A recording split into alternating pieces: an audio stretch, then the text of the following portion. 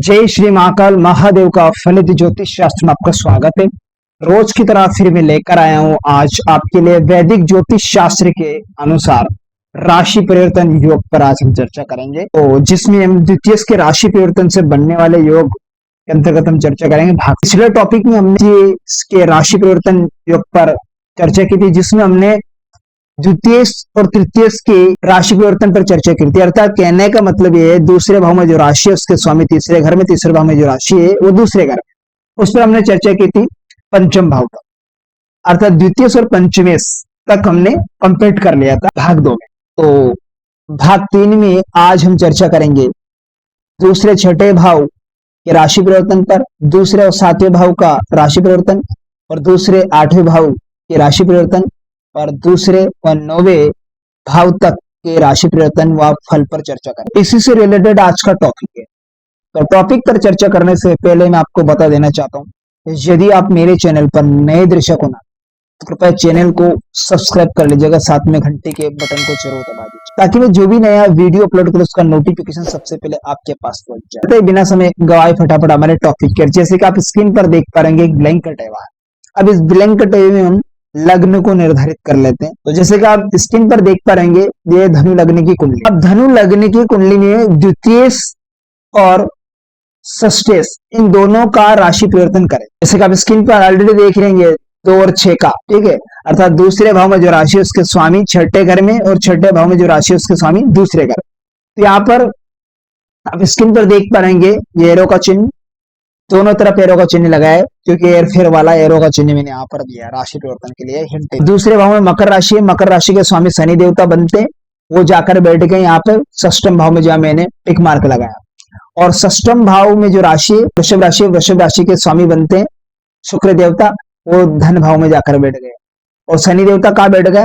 वृषभ राशि में, शुक्र की राशि में। दोनों ने राशि परिवर्तन कर लिया, एक दूसरे की राशि में बैठ गए। अब ऐसे में व्यक्ति के लिए क्या फल होगा? जातक शत्रु पर विजय प्राप्त करने वाला, धन को संग्रह करने में तत्पर रहता है ऐसा व्यक्ति, और शत्रु से ऐसा लाभ भी लेता है ऐसा व्यक्ति, और ऐसा व्यक्ति परिश्रमी भी होता है और स्वभुजबल से अच्छी संपदा एकत्रित कर लेता है, सदा धन की प्रतिष्ठा को बढ़ाने में लगा रहता है। सब एक एक रुपए जोड़ जोड़ कर रखने वाला व्यक्ति होता है।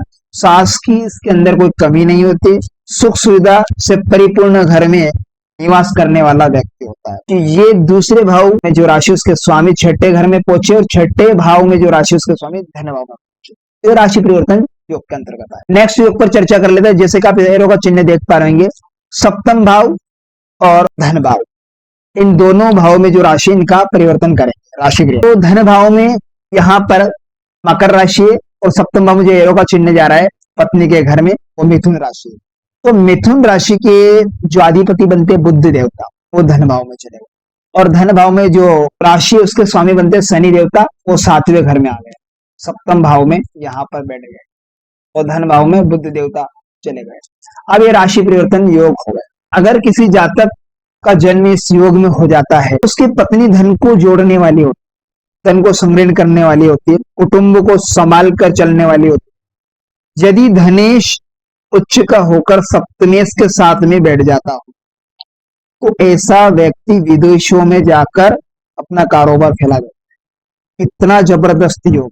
तो सप्तम भाव और धन भाव, और ऐसे पुरुष को अपनी पत्नी से पूर्ण लाभ मिलता है, कामधेनु के समान वो स्त्री होती है ऐसे पति के लिए, और पति की आयु में बड़ी होती है ऐसी पत्नी, और धन और यानी वह प्रेम धनी और प्रेम करने वाली होती है, या पुरुष की कुंडली में तो प्रेम करने वाला होता है, और अपने पुत्रों से प्रेम करने वाली स्त्री होती है, और पति के धन में वृद्धि होती है। ये योग किसी भी जाति के कुंडली में इस प्रकार से घटित। नेक्स्ट सिचुएशन पर हम चर्चा कर लेते हैं, धन भाव और अष्टम भाव।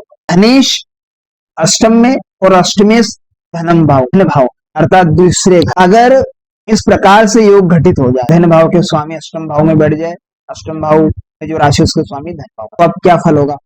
इन्हें खाने की भी लाले पड़ जाती है अगर ये आशुभ कंडीशन में हो ना, कोई पापी प्लेनेट भी इनके साथ में बैठ जाए दूसरे घर में अष्टम भाव, तो यह बहुत नेगेटिव रिजल्ट। अब अनेक शत्रु पनप जाते हैं ऐसे व्यक्ति के, अर्थात शत्रु की संख्या अधिक होती है, लेकिन यहाँ वीक कंडीशन में होगा ये राशि परिवर्तन योग बन जाए और इनके साथ में कोई अन्य प्लेनेट है। दूसरों की वस्तु को उठा लेने की आदत के कारण चोर कहलाता है ऐसा व्यक्ति, और तो ये घर की भी चोरी कर लेता है। तक भाग्यशाली होता है और स्त्री सुख इससे व्यक्ति को हल्का फुल्का हो। नेक्स्ट योग पर चर्चा कर लेते हैं।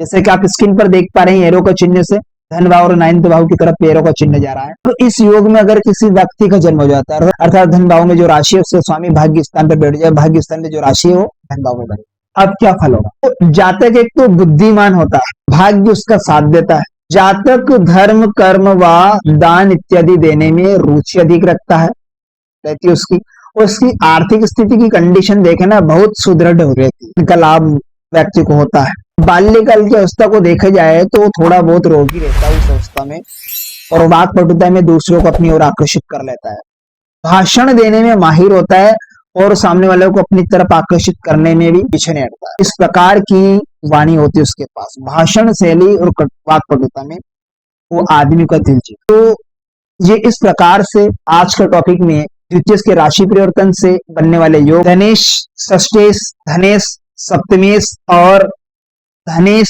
अष्टमेश और धनेश नवमेश तक का फल हमने जाना राशि परिवर्तन के हिसाब से।